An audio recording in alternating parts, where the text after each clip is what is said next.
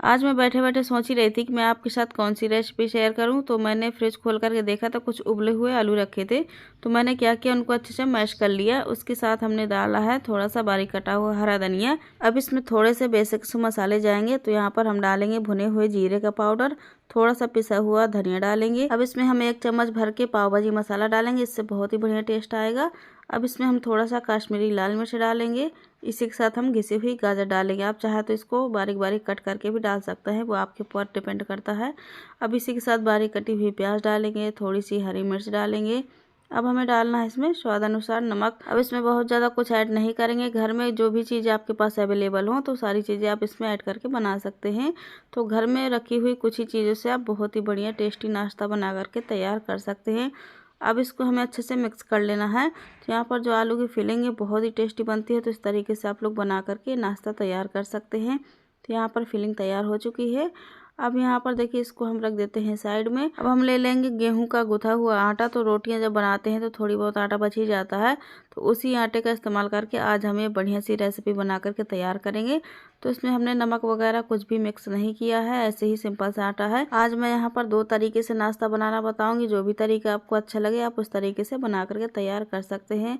अब यहाँ पर देखिए, आटे की हमने 3 लोइयाँ बना करके रख लेंगे। तो बराबर शेप में इनको 3 लोइयाँ तोड़ लेनी है। उसके बाद इसको हम पेड़ के शेप में बना लेंगे। जिस तरीके से हम रोटी बनाते हैं ना, उसी तरीके से हम इसको पेड़ का शेप दे देंगे। तो यहाँ पर तीनों लोइयों को हमें इसी तरीके से बना लेना है। अब इनकी हमें 3 रोटियां बेलनी है। तो रोटियां आप अपने हिसाब से साइज इसका छोटा बड़ा कर सकते हैं, जैसा साइज आपको चाहिए। आप छोटी बेलना चाहते हैं तो छोटी बेल सकते हैं, फिर बड़ी बेल सकते हैं। तो यहाँ पर एकदम हम नॉर्मल रोटी बेलेंगे जैसे हम लोग घर में बनाते हैं। तो सूखा आटा लगा करके इसकी हम एक रोटी बेल लेंगे। तो इसी तरीके से तीनों रोटी को बना लेना है। तो रोटी एकदम पतली बेलनी है, बहुत ज़्यादा मोटी रोटी नहीं बेलेंगे। जैसे हम रोटियां घर में बनाते हैं ना, आप उससे पतली भी कर सकते हैं, लेकिन उससे ज़्यादा मोटी नहीं करना है।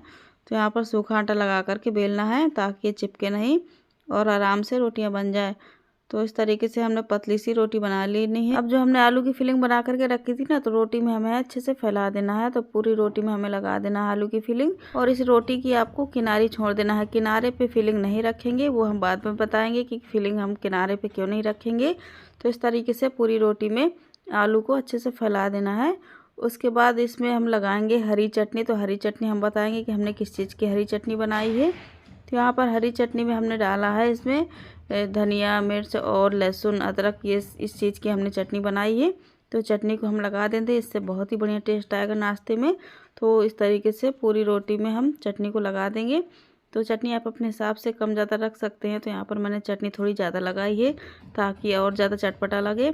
उसके बाद हमने एक रोटी और ऊपर से लगा देनी है और इसकी किनारी हमें चिपका देना है। तो इसीलिए हमने किनारी छोड़ी थी ताकि ये जो हम रोटी ऊपर से दूसरी रखें तो ये इसको हम किनारे से चिपका सके। तो इस तरीके से आप दबा देंगे तो आसानी से चिपक जाएगी।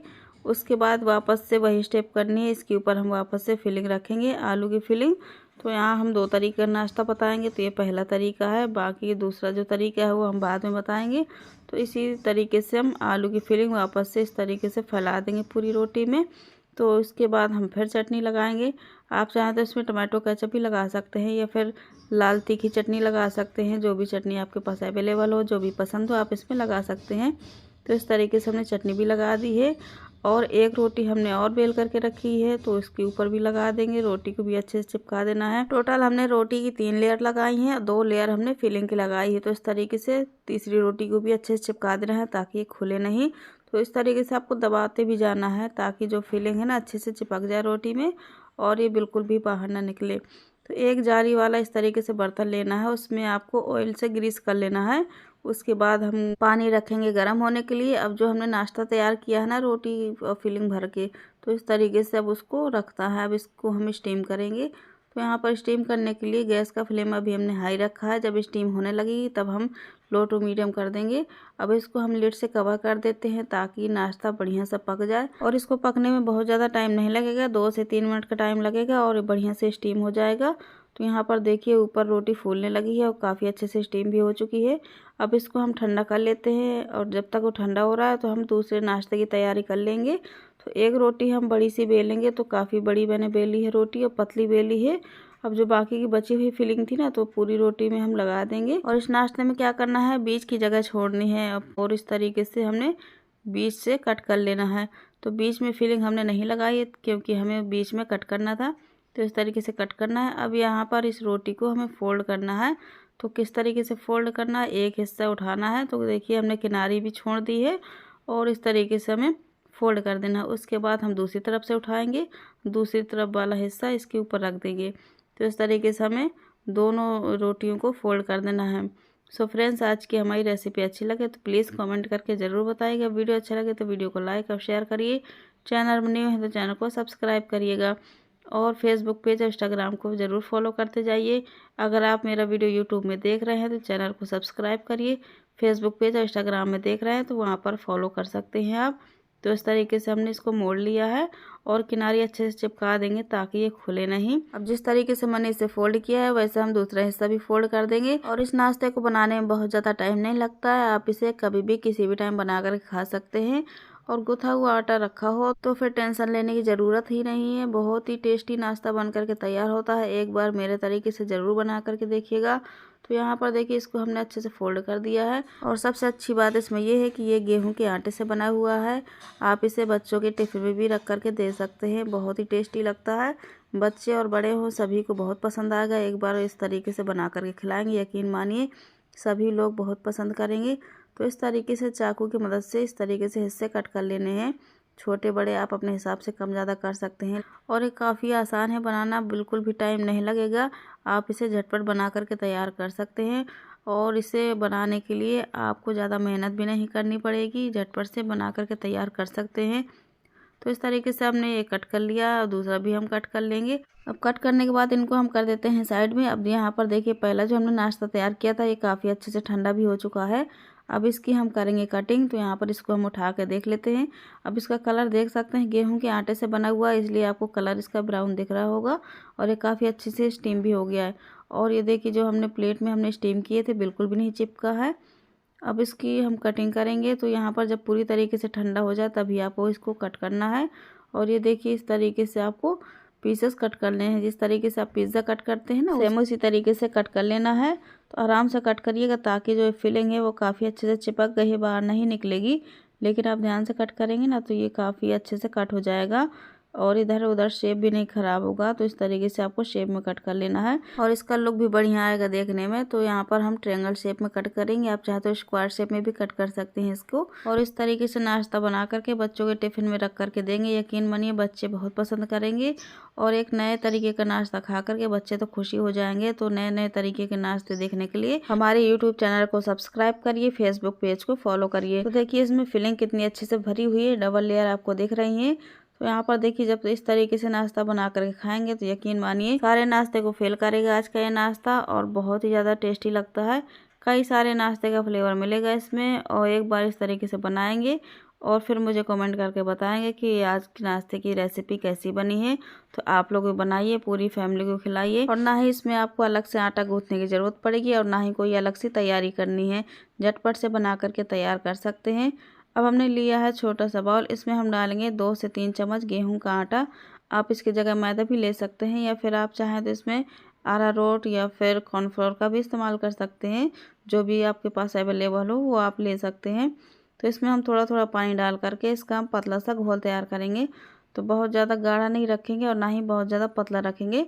और इस तरीके से आप इसकी कंसिस्टेंसी आप ध्यान से देख लीजिए, इस तरीके का आपको घोल तैयार कर लेना है। अब इसमें हम डालेंगे थोड़ी सी कुटी हुई लाल मिर्च, इसी के साथ हम डालेंगे हरा धनिया। इससे क्या होता है बहुत ही बढ़िया लुक आएगा और टेस्ट तो बहुत ही बढ़िया आता है। थोड़ा सा नमक डाल देंगे और इस तरीके से अच्छे से मिक्स कर लेंगे। तो याद रखिएगा इसमें बिल्कुल भी लम्स नहीं पड़ने चाहिए, आपको अच्छे सा घोल बना करके तैयार कर लेना है।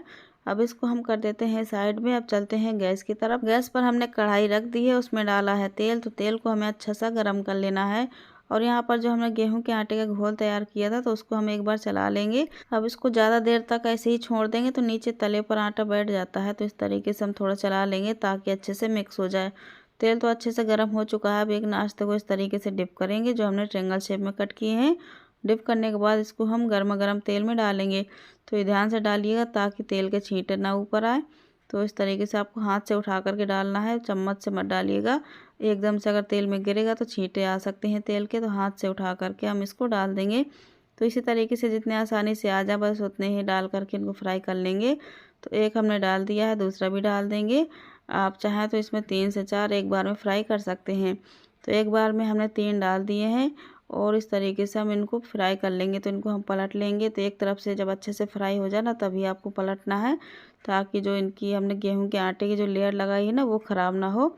तो एक तरफ अच्छे से सेक गए हैं तो दूसरी तरफ बढ़िया उलटते पलटते सेक लेना है, ताकि इसमें बढ़िया सा कलर आ जाए। जब भी आपके घर में गुथा हुआ आटा बचे तो आप इस तरीके से बना करके कभी भी खा सकते हैं, बिल्कुल भी टाइम नहीं लगता है। अगर आप सुबह बच्चों के लिए टिफ़िन के लिए बना रहे हैं तो आप रात में ये बना करके रख सकते हैं। बस उठ करके सुबह आपको फ्राई कर देना है और इसे आप ठंडा भी खाएंगे तो भी बहुत टेस्टी लगेगा। और एक नाश्ता एकदम क्रिस्पी रहता है काफ़ी देर तक, क्योंकि यहाँ पर जो नाश्ते को हम अच्छे से फ्राई करेंगे ना तो बहुत जल्दी नरम नहीं पड़ते हैं। और यहाँ पर देखिए इनका कलर भी चेंज हो गया, काफ़ी अच्छे से फ्राई हो चुके हैं। अब इनको हम निकाल लेंगे। तो सेम इसी प्रोसेस के साथ बाकी जो नाश्ते हैं वो भी हम फ्राई करेंगे। तो यहाँ पर पहला नाश्ता हमारा बन करके तैयार हो चुका है। जो बाकी के पीसेस बचे हुए हैं उनको भी डाल देंगे। तो इसी तरीके से आपको ध्यान से डालना है ताकि तेल के छींटे ऊपर ना आए। और ये नाश्ता बनाने के लिए आपको 10 से 12 मिनट का टाइम लगेगा, बहुत ज़्यादा टाइम नहीं लगेगा। आप इसे पहले से ही तैयार करके रखेंगे तो बहुत जल्दी बन जाएगा। तो यहाँ पर देखिए सारे नाश्ते हमने फ्राई कर लिए हैं और ये खाने में बहुत ज़्यादा टेस्टी लगेंगे। एक बार पूरी फैमिली को ज़रूर बना करके खिलाइएगा। इसी के साथ मैंने कुछ हरी मिर्च भी फ्राई की है। इस नाश्ते के साथ हरी मिर्च का टेस्ट बहुत ही बढ़िया लगता है।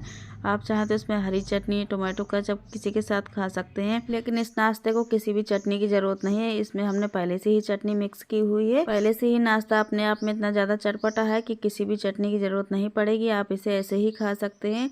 तो ऐसी ही अच्छी अच्छी रेसिपी देखने के लिए हमारे चैनल को सब्सक्राइब करिए, फेसबुक पेज को फॉलो करिए। तो यहाँ पर पहला नाश्ता हमारा बन करके तैयार हो चुका है और काफ़ी अच्छे से फ्राई भी हो चुके हैं। तो अब बारी आती है दूसरे नाश्ते की। तो यहाँ पर देखिए आटे का जो घोल हमने बनाया था वो बचा हुआ है और दूसरे नाश्ते को इस तरीके से हम डिप करेंगे और इसी तरीके से हम इनको फ्राई करेंगे। तो इसको हमने स्टीम नहीं किया, इसको हम बिना स्टीम के बना रहे हैं। पहला जो हमने नाश्ता बनाया था उसको हमने स्टीम किया था और ये दूसरा हम जो तैयार कर रहे हैं इसको हमने स्टीम नहीं किया, डायरेक्ट इसको हम फ्राई करेंगे। तो इस तरीके से आपको एक एक करके डिप करते जाना है और डालते जाना है। ये बिना स्टीम का है तो ये भी बहुत ज़्यादा टेस्टी लगता है। आप चाहें तो इनको भी स्टीम करके बना सकते हैं। मैंने 2 तरीके से बनाए हैं, आपको जो भी तरीका आपको पसंद आया हो तो आप उस तरीके से ज़रूर बनाइएगा।